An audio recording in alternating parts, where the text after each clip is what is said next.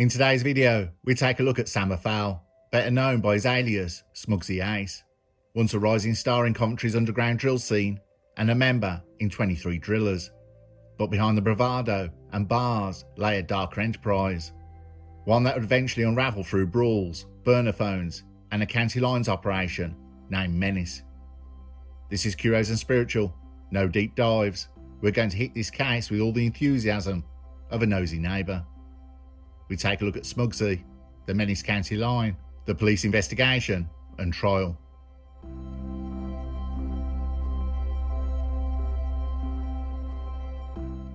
We go to Coventry, where no one's quite sure whether you're in the West Midlands or not. Known for being bombed to bits in World War II, the bombed cathedral is a moving experience to walk around. The burnt wooden cross is particularly haunting, and as a kid seen St Michael's victory over the devil, a 1958 bronze sculpture by Jacob Epstein, gave me sleepless nights and nightmares, with my mum's hobby photography at the time taking loads of photos of the devil sculpture, just to prolong those nightmares. Coventry was flattened by the Blitz and rebuilt in an architect style called brutalism, with all the charm of a 1970s Soviet car park, and more Greggs than you could shake a sausage roll at. Whether it's medieval ghosts, endless construction, or students trying to survive on little bakery deals, Coventry has a weird kind of resilience. It may not be glamorous, but it's stubborn, strange, and somehow still standing. They say Coventry's been revitalised.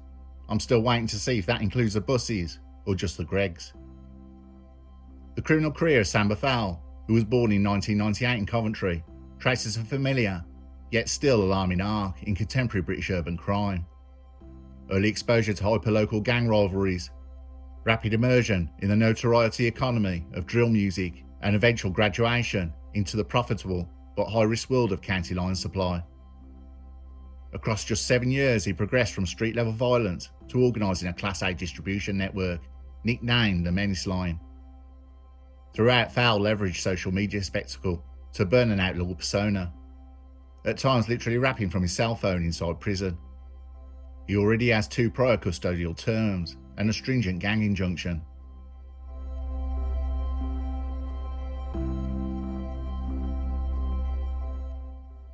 Postcode-based deprivation for inner city Coventry and neighbouring Birmingham moves strongly with the risk factors that criminologists label pathways to gang involvement. Concentrated poverty, low school attainment, very limited legitimate employment, and routine proximity to organised violence. 23 Drillas, the group in which Fowl is linked, operates primarily in the northwest Birmingham. 23 Drillas fuses actual territorial criminality with a digital reputation economy built on drill videos that accrue millions of YouTube views, while simultaneously antagonising rivals. Fowl's first public alias, Smuggzy Ace, appears on SoundCloud and Insta posts dating back to 2016, where her lyrics reference ends, chefings, meaning stab attacks, and county trips, code for out-of-town dealing runs. Scholars of drill culture note that such outline performance both glamorises and accelerates gang feuds, creating feedback loops in which lyrical threats precipitate real-world retaliation. Police therefore maintain dedicated open-source intelligence units that flag high-reach drill content for potential injunction evidence. Fowl would soon learn how directly those two worlds intersect.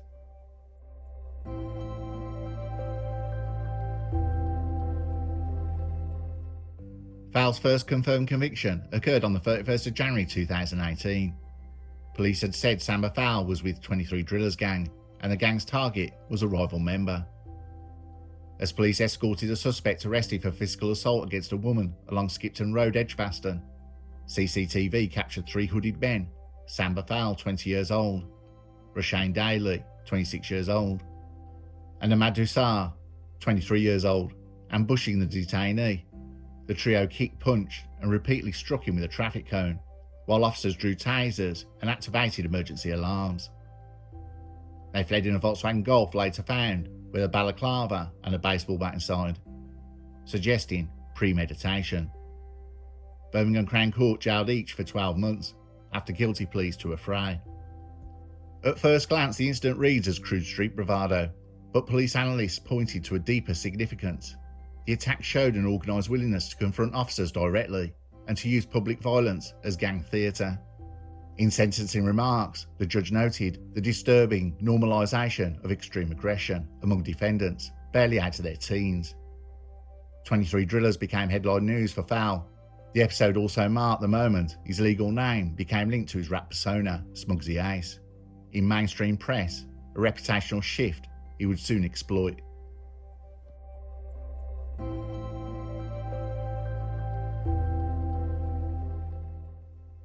On the 6th of September 2019, an apparently chance encounter between rival groups at Resorts World and NEC shopping complex erupted into an open combat inside a Nike outlet.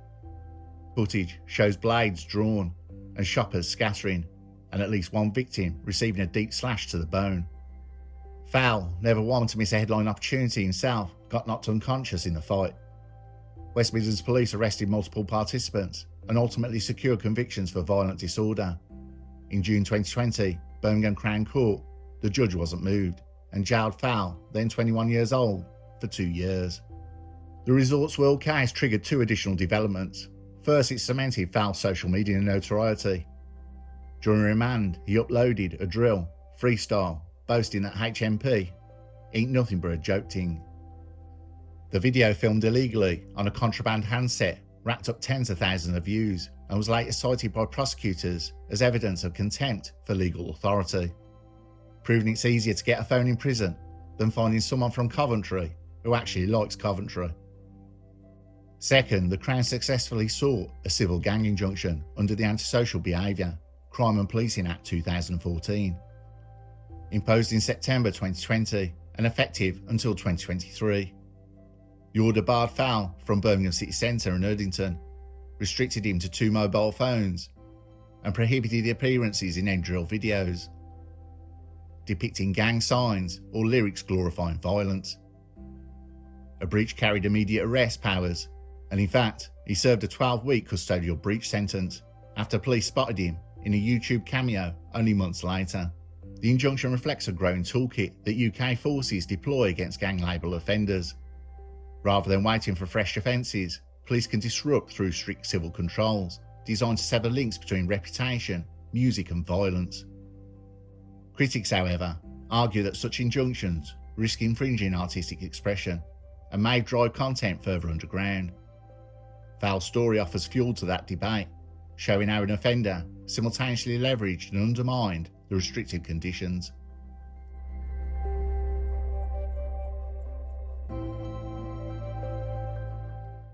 Before charting Fowl's dealing enterprise, it's essential to unpack county lines. The National Crime Agency defines the phenomenon as urban gangs supplying products to suburban market town and coastal areas through dedicated mobile phone lines.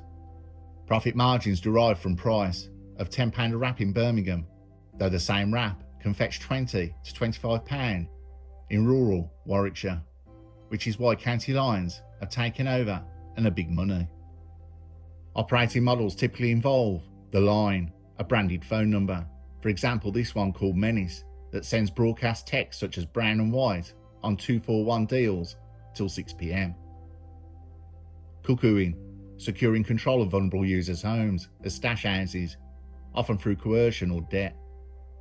Child or young adult runners to transport and retail product, frequently groomed through gifts and threats.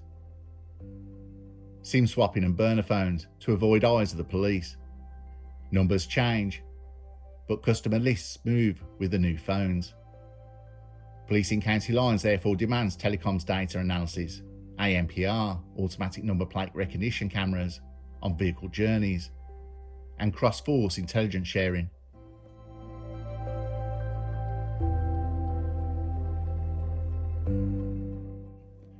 Police intelligence first flagged bulk message traffic advertising Class A gold and brown at £30, another Class A £40 a rock, sent over from a Coventry-based handset labelled Menace in early April 2024.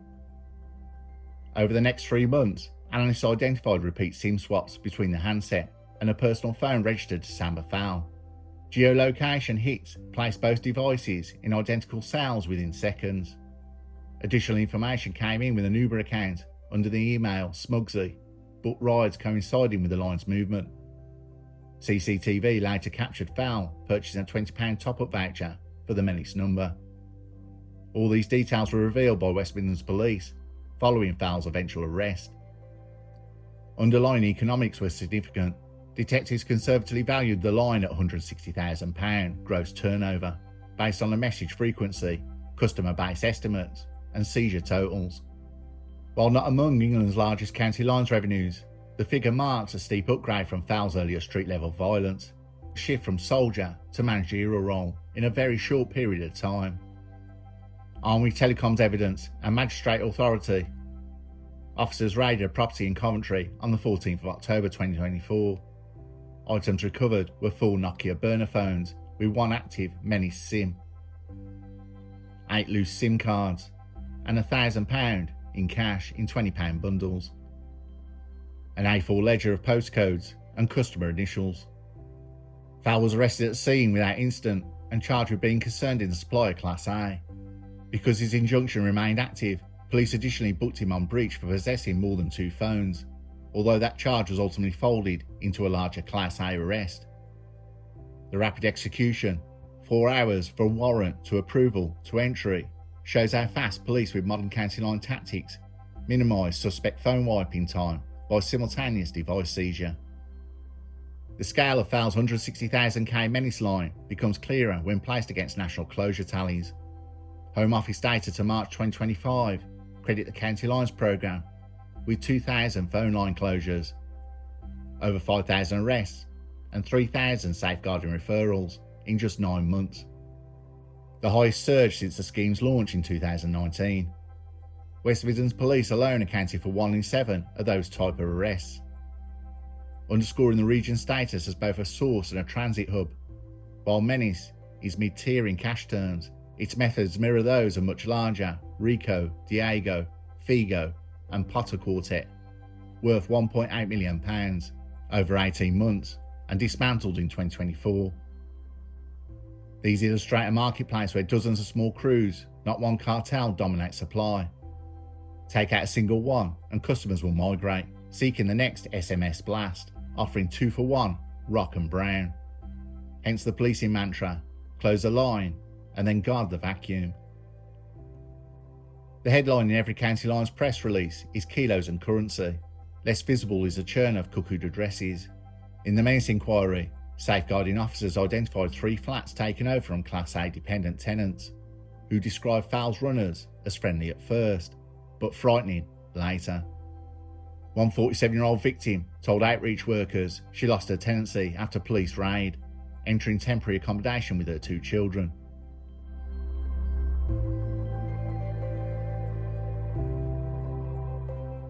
At Warwickshire Justice Centre, Fowl entered an early guilty plea to secure a sentencing discount, and on the 5th of June 2025, Judge Karen Hancock weighed aggravating factors: prior violence, a gang injunction, a managerial role. Against mitigation, guilty plea, no violence in the dealing case, she imposed a 5-year custodial term, plus 5-year serious crime prevention order, on release, mandating notification of any phone or SIM within 24 hours, a ban on encrypted message apps without permission, exclusion from Coventry City Centre unless for work or medical reasons. Detective Constable David Cotbill of the County Lines Task Force hailed the result, stressing that the County Lines disruption is much about removing exploitative influence as incarceration. Fowl was a key supplier of product in Coventry.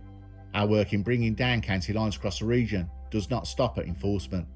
We continue to work with partner agencies to offer support to vulnerable people and provide long-term support. As ever, we couldn't do this without information from the public and encourage you to get in touch if you have any information. Under standard release on licence rules, Fowl will serve 50% before he's eligible for parole, projecting a potential community supervision date of mid-2028 and sentence expiry in 2030.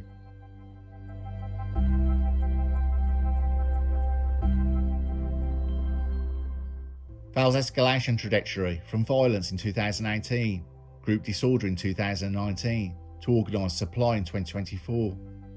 Academic models often depict youth crime as ageing out. Fowl contradicts this, despite short incarcerations designed to deter. His alias Smuggzy Ace acts as both artistic stage name and brand equity.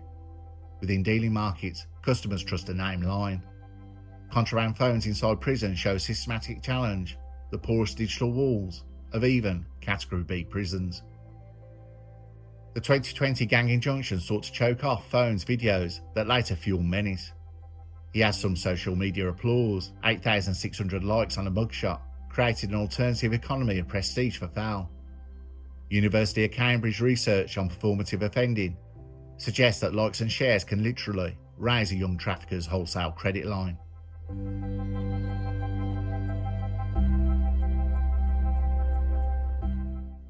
Local service data recorded a 27% rise in Class A related arrests in Coventry between 2022 and 2024, mirroring Menace's active window. Outreach charities chronicle parallel spikes in under 18 referrals for county line exposure, though it cannot be pinned solely on one network. Police valuation of the Menace line, a volume sufficient to sustain hundreds of addictions. Add the violence often adjacent to dealing and debt collection, and you get the layered harm county lines export from metropolitan cores to shire towns.